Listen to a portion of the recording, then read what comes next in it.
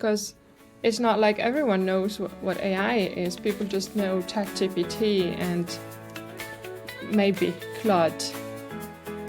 Welcome to WITT. Hi, I'm Megan. I talk with founders, investors, and operators working in tech. My aim is to inspire you with their stories and perspectives. Through this podcast, I want to amplify the voice of women working in tech. If you want to support WITT, then make sure you follow us on your favourite podcasting app. Then you won't miss any future episodes. Today's guest is Safa, a fantastic founder living in Iceland, but originally from Tunisia. In 2021, she founded her AI startup. Join us as we explore her inspiring path and her insights on entrepreneurship. Let's get started. Hi, Safa. Welcome to WITT. It's great to have you on the podcast. Hi, Meg. Thank you for the invite. It's really great to be with you today. Yeah, I'm really excited about this. Oh, me too.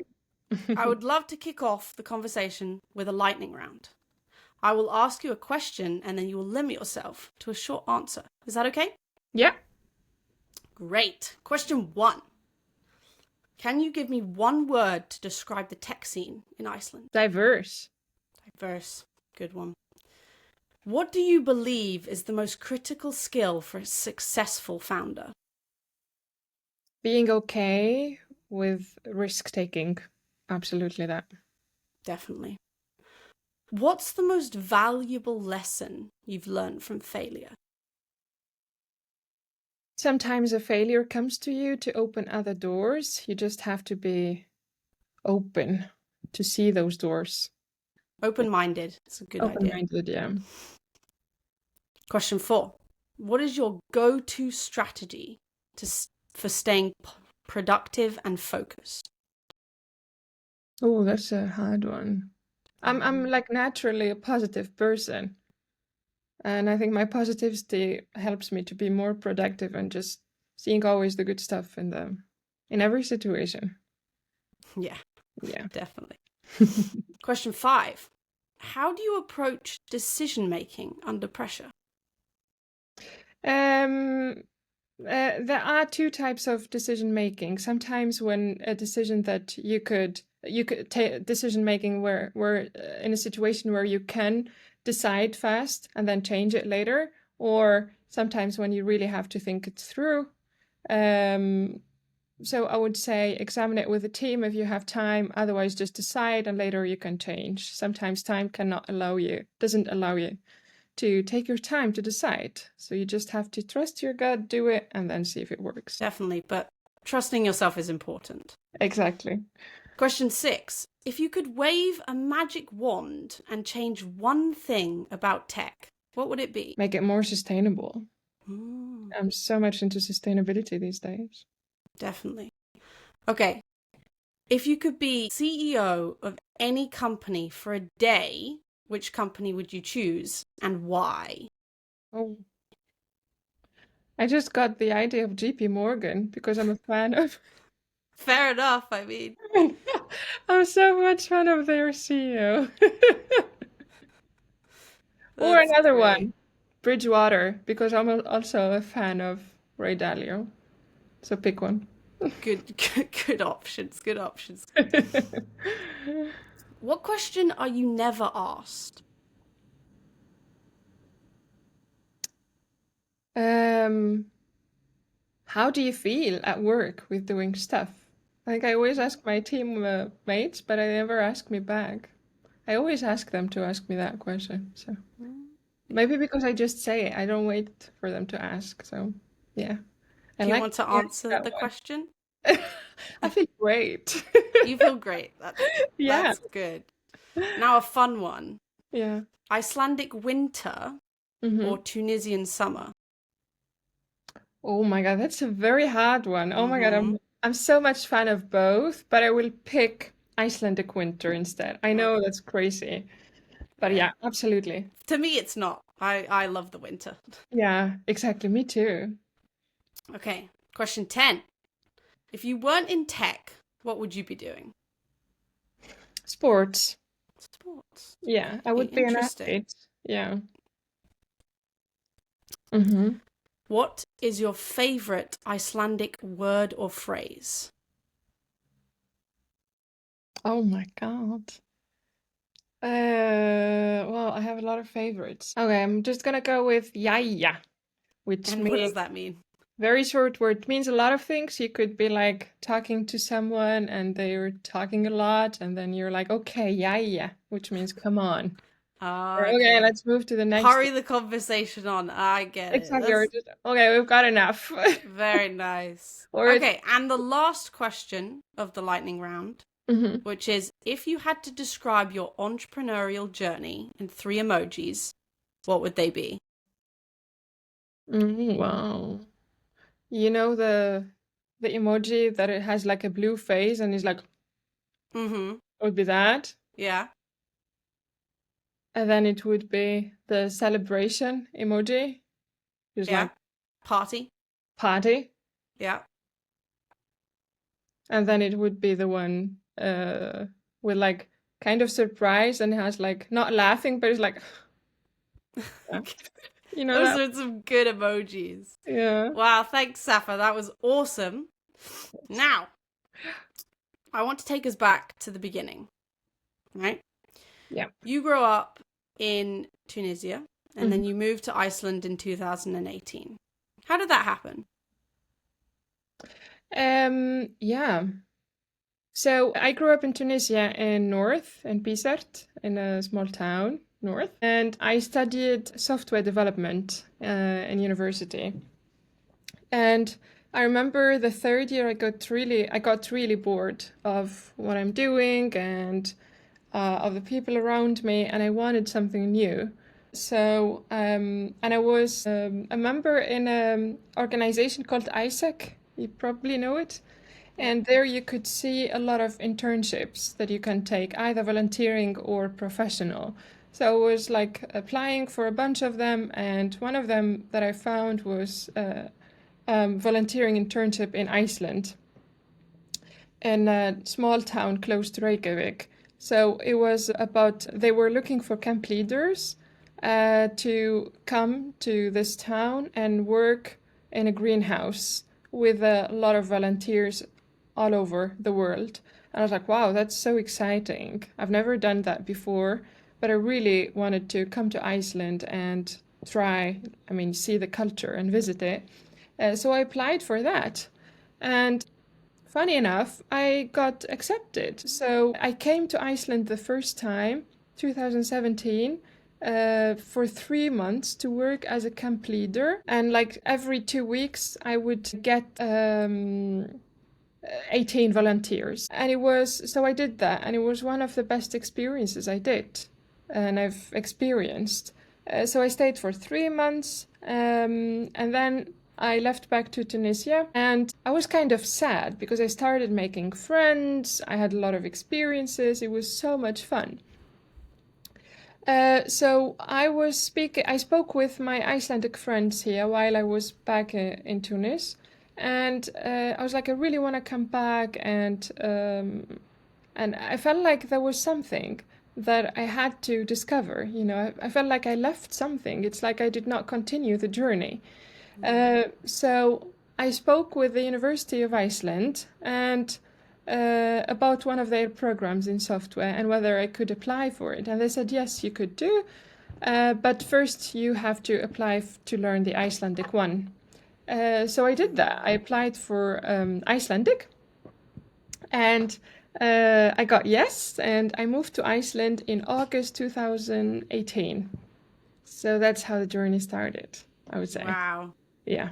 Such a journey. Oh my goodness. Yeah. You also went back to university in Iceland, I believe. Yes, exactly. So I did 1 year Icelandic language, and then from that I went to continue my software engineering studies. Mm-hmm. Yeah, so I did 3 years there. Yeah, and learning the language, very impressive. Oh yeah, yeah, that was a fun part. And then having to study the software engineering in Icelandic, which helped in the end. Yeah. Yeah. Okay, let's talk about your startup. How's it going? Going well. All Yeah. the AI and spices and yeah, a lot of stuff. 2 startups. Of Yeah, course. yeah. Yes. But we could talk about the tech if you want. Yeah, sure. So my main question is, why did you make it so hard to pronounce for me? I was too focused probably on making it like sounds Icelandic. That makes Like, sense. yeah, yeah, that's so true. Yeah, but you never know. Maybe we find another name or yeah, It'll yeah, be a lot easier. just for you. Just for me. Oh, Yeah. that's so nice. But let's talk about why you founded it. So it was not really planned to found it. It's called VConnect, and it started with software services company, and we are now more focused on AI implementations. So as I said, my background is in software, and then I got a chance to work with my friend to help him develop 2 websites for his 2 companies. And when I finished that, so what I did for him first is to find developers and manage the project for him. So when we finished, I felt like there was an opportunity there. If I did it once, I could probably scale it up and do it for more companies. And I saw the need for more developers and for this service in Iceland. So I was like, yeah, I'll just do it. And I was still at the university finishing my degree. Yeah, so that was the reason why I did it. Interesting. It's a very kind of entrepreneurial background. Is just do it. Yeah, Just no thinking. Just go for it. just do it and then you'll find out. Yeah. And I had no experience in running companies. I mean, before that, just 1 year before that, I started my other company and we were still like finishing the stuff. But yeah, I just did that and it was of course challenging. The beginning is challenging, the later on it's challenging. You just have to get on with it. Yeah. Yeah, definitely. And how many people are working there at the moment? We are 12 right now. 12. So we are based between Iceland and Tunisia. Okay, Yeah. so mixed bag. That's nice. Exactly, yeah, yeah. And our main partners and clients are in Iceland and in the Nordics. I mean, some of the public sector is interesting, and institutions or insurance companies, or yeah. Yes, definitely. Are there any new projects that you're taking on? So currently, I mean, since we started, we've been doing work like in data analytics and in AI or language processing projects, but we're more focused into it now, because we've seen an AI hype and there is a big opportunity. People want to integrate AI, but they don't know how. When I say people, meaning institutions or companies. Yeah, so there are a lot of opportunities in Iceland, and currently we are working on bringing innovation and AI to public sector. And there we are helping them to find opportunities to help their employees leverage their time better instead of focusing on manual tasks, helping them use AI and tech to automate these processes through Yes. generative AI or through other types of AI. Definitely. I mean, AI is clearly the topic in tech at the moment. Yeah. And I would really love to hear more of your views on what AI will unlock in 2025. I just wrote an article about that on LinkedIn. You should Did check it you? out. Yeah, I just will. posted it earlier. So I mean, people expected a lot in 24, but stuff moved slower than what people expected. But we had a lot of work in the end of 24 with public sector and big companies in Iceland to either integrate AI, start AI, like running like AI pilots, like test projects to see like what kind of value they have, what kind of KPIs they could have out of it. But in 25, I expect it to go even faster. So people spend 24 learning about it, getting courses around AI, workshops, teaching their stuff. What is it? Because it's not like everyone knows what AI is. People just know ChatGPT and Of course. maybe Claude. So companies did that, like finish the learning phase. If not, they're probably going to do it beginning of 25. But most of the inquiries that we got now in 25, some of them are workshops to brainstorm projects around AI, and some of them starting to do AI pilots. So companies or institutions allocated budget for those projects, and now they're ready to start running. And I could feel the urge from them, feeling like we really have to do it. And some of them are thinking, okay, I have to learn about this or I'm losing my job. Yeah, And there's definitely been more of a push for everyone yeah, to kind of figure out what's happening. absolutely. And I mean, company owners, they expect from their employees now that they know how to use some AI tools. And I mean, Exactly. by AI tools, it could be just, ChatGPT, like knowing how you could write prompts or, yeah. So I expect a lot of solutions or projects in automations. And I mean, process automation has been for a long time with RPA systems, but AI comes into that. So you could find ChatGPT or other AI tools within that space.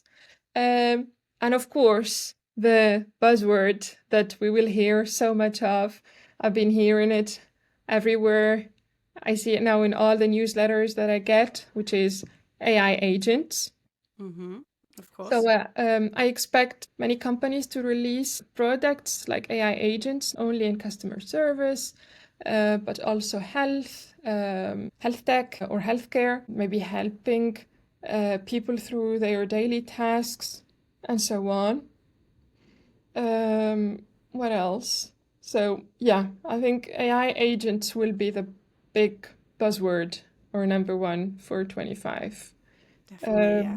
We will probably see AI helping with estimating the energy use, demand forecasting. Yeah, I mean, there are so many use cases for AI. so many AI use can help cases us in so now. many different ways. Yeah. Anyways, one of the things I wanted to achieve with this podcast is to Yeah. create actionable insights for our listeners. Mm-hmm. And in the prep questions, you mentioned you use a couple of frameworks to help you. Yeah. Let's talk about those. So you talked about in the prep questions on openness and letting people take ownership of their work and projects. Let's talk a bit more in detail about that. Yeah, absolutely. So when I mentioned that, I meant like how to manage teams. So the framework that I found really helpful while working with the teams in both companies, it's about being open, giving honest feedback, but also being ready to receive honest feedback and just straightforward feedback. And of course, there are different ways to give constructive feedback, which we can talk about separately. And on the other hand, instead of micromanaging people, I found it much better to let people take ownership of their projects, their tasks, what they're doing, and just taking responsibility for that. It spares a lot of time for me and for them. And yeah, it's what helped us through a lot of phases when we're working either with our teams or in collaboration with other companies or partners. Yeah, I totally agree. It's a lot easier for someone to take ownership of something that they're doing, and it's a lot easier for them to actually want to do it if it's theirs. Yeah, absolutely.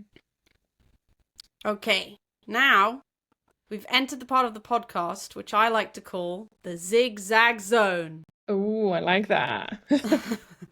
So I want to know where you are zagging where everyone else is zigging. Oh, okay. Okay. I feel like around me, and I don't know, a lot of my friends are focused on making their families and Hmm. having babies, which is wonderful. Of Uh, course. while I'm more focused more on growing the company, acquiring more partners, more clients. Yeah, so that's how I feel these days. Yeah. Yeah, I mean, obviously everyone has their own kind of Yeah, path in yeah, life, you could absolutely. say, and where you choose to put your energy and your focus is, of course, your decision, which is great. And I think it's awesome that you're not focusing on that in the best way possible. But Yeah, in the future, maybe you'd want to. But yeah. let's talk about a little bit more how that kind of affects you. I mean, I'm so happy for my friends, and it's so nice when I meet them and I meet their kids, and it's also great to hear what every one of them like brings fulfillment and happiness to them. But sometimes I just reflect on this, and I find it so interesting that we have different passions in the Mm, world. For me, I'm right now very focused on work, just doing that. Of course, I take care of my mental health and I travel and I do a lot of stuff, fun stuff, and I go a lot to the swimming pool to relax, for example. But yeah, we'll see about the family stuff in the future. good to know. Awesome. Okay, now it's story time. Ooh, I So like I that. want to know about a white outfit. What Oh my happened God. there? Oh my God. Oh, that was so embarrassing. Oh, it's okay. It happens all the So time. funny. Now we can talk about it and we have a funny story, to say. Exactly. I was So, once, there was once an event where I was supposed to speak. I think it was about AI also. mhm. And yeah, so I wore a really nice white outfit and I was so happy about it. And it was so much raining outside. And I drove to the place and I parked the car in the parking lot. And when I went out of the car, my coat fell. Mhm.